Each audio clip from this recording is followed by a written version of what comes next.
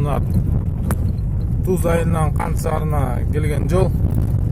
Өзүңөр көрүп атканда карачы, мына чаң, постоянный чаң болуп турат ушунда. Чоң машина жүрүп, машина менен жүрүшкө мүмкүн болбой калды. КамАЗдар, Ховалар, асфальттын изи да жок. Bir günde 200-300 машина өтөт ушул жерден. Туз айылы менен Первомай, 1-май айыл өкмөтүнүн бириктирген жолда Кант мененчи.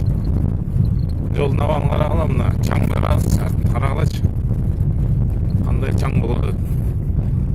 Күндө ошо чаң менен жүрүп атып тажадык. Ошого бир көңүл буруп койсо жакшы болот эле мамлекет. 1,5 километрлей жол ушул жерчи. 5 жыл болду, 5 жылдан бeri жасалбайт. Грейдермен де түртпейт. Чаң, яма, аң, дөң.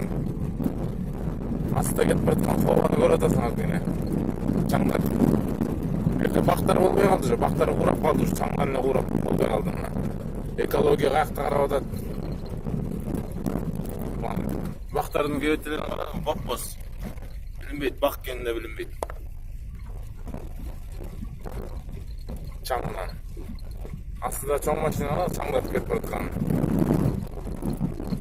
Айда жок, жүре бересиң, эмне кыласың? Көңүл бурулбай калды, ушу жолго көңүл буруп койсо жакшы болот эле.